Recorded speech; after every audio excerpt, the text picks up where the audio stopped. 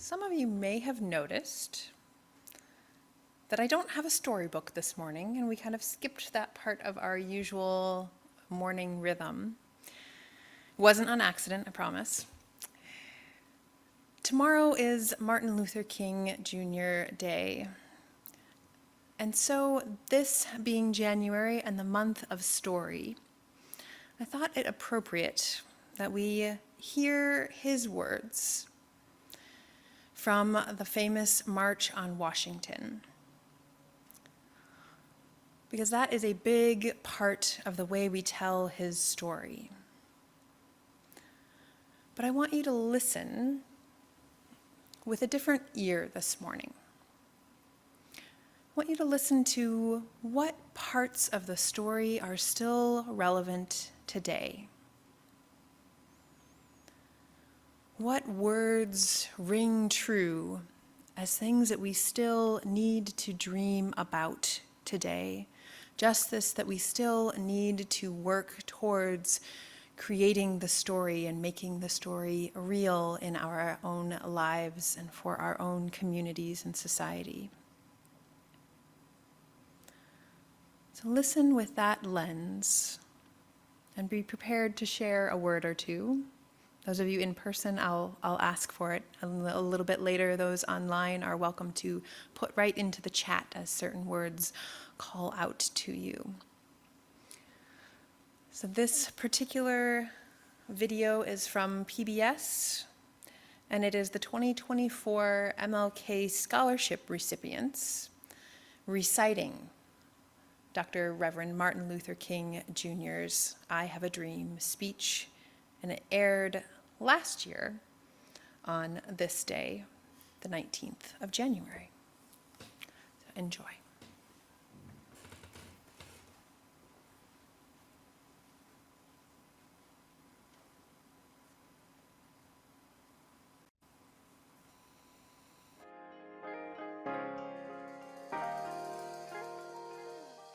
Five score years ago, a great American, in whose symbolic shadow we stand today, signed the Emancipation Proclamation. This momentous decree came as a great beacon light of hope to millions of Negro slaves who had been seared in the flames of withering injustice. It came as a joyous daybreak to end the long night of their captivity. But 100 years later, the Negro is still not free. 100 years later, the life of the Negro is still sadly crippled by the manacles of segregation and the chains of discrimination. 100 years later, the Negro lives on a lonely island of poverty in the midst of a vast ocean of material prosperity. And so we've come here today to dramatize a shameful condition. In a sense, we've come to our nation's capital to cash a check. When the architects of our republic wrote the magnificent words of the Constitution and the Declaration of Independence, they were signing a promissory note to which every American was to fall heir. This note was a promise that all men, yes, black men as well as white men, would be guaranteed the unalienable rights of life, liberty, and the pursuit of happiness. It is obvious today that America has defaulted on this promissory note insofar as her citizens of color are concerned. Instead of honoring this sacred obligation, America has given the Negro people a bad check, a check which has come back marked insufficient funds. But we refuse to believe that the Bank of Justice is bankrupt. We have also come to his hallowed spot to remind America of the fierce urgency of now. This is no time to engage in the luxury of cooling off or to take the tranquilizing drug of gradualism. Now is the time to make real the promises of democracy. Now is the time to rise from the dark and desolate valley of segregation to the sunlit path of racial justice. Now is the time to lift our nation from the quicksands of racial injustice to the solid rock of brotherhood. Now is the time to make justice a reality for all of God's children. It would be fatal for the nation to overlook the urgency of the moment. 1963 is not an end, but a beginning. Those who hope that the Negro needed to blow off steam and will now be content will have a rude awakening if the nation returns to business as usual. There will be neither rest nor tranquility in America until the Negro is granted his citizenship rights.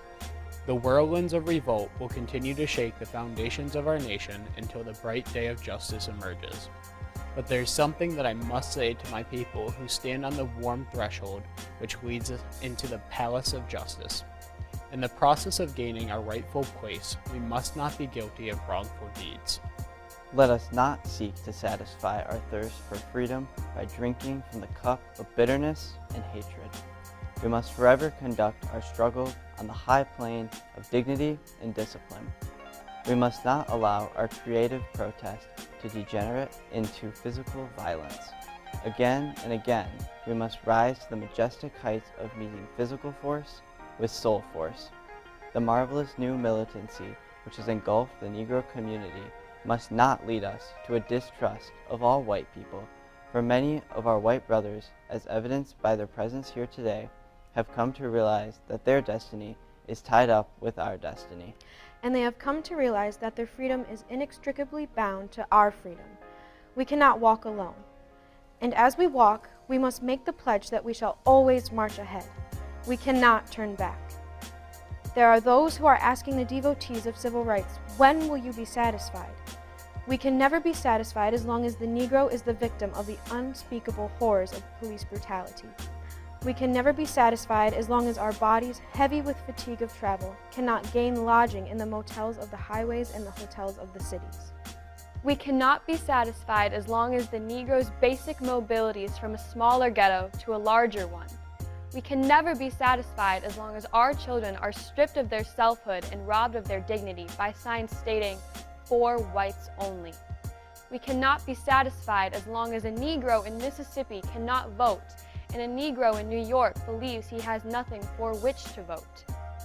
No, we are not satisfied, and we will not be satisfied until justice rolls down like waters and righteousness like a mighty stream.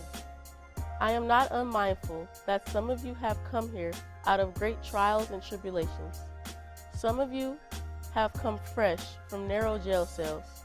Some of you have come from areas where your quest for freedom left you battered by the storms of persecution and staggered by the winds of police brutality.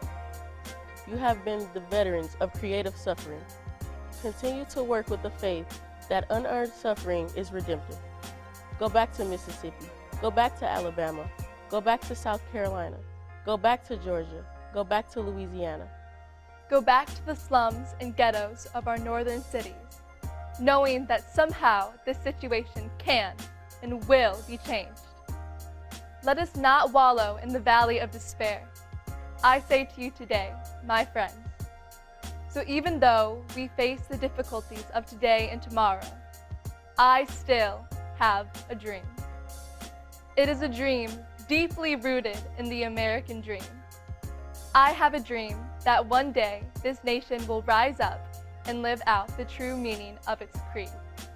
We hold these truths to be self-evident, that all men are created equal.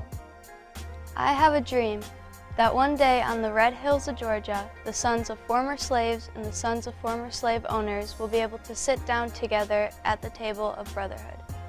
I have a dream that one day even the state of Mississippi, a state sweltering with the heat of injustice, sweltering with the heat of oppression, will be transformed into an oasis of freedom and justice. I have a dream that my 4 little children will one day live in a nation where they will not be judged by the color of their skin, but by the content of their character. I have a dream today. I have a dream that one day down in Alabama, with its vicious racists, with its governor having his lips dripping with the words of interposition and nullification, one day right down in Alabama, little black boys and black girls will be able to join hands with little white boys and white girls as sisters and brothers. I have a dream today. I have a dream that one day every alley shall be exalted, every hill and mountain shall be made low, the rough places will be made plain, and the crooked places will be made straight. And the glory of the Lord shall be revealed, and all flesh shall see it together. This is our hope. This is the faith that I go back to the South with. With this faith, we will be able to hew out of the mountain of despair a stone of hope. With this faith, we will be able to work together, to pray together, to struggle together, to go to jail together, to stand up for freedom together, knowing that we will be free one day. This will be the day when all of God's children will be able to sing with new meaning. My country, 'tis of thee, sweet land of liberty. of thee I sing. Land where my fathers died, land of the pilgrim's pride, from every mountainside, let freedom ring. And if America is to be a great nation, this must become true. And so, let freedom ring from the prodigious hilltops of New Hampshire. Let freedom ring from the mighty mountains of New York. Let freedom ring from the hiding Alleghenies of Pennsylvania. Let freedom ring from the snow-capped Rockies of Colorado. Let freedom ring from the curvaceous slopes of California, but not only that, let freedom ring from Stone Mountain of Georgia. Let freedom ring from Lookout Mountain of Tennessee.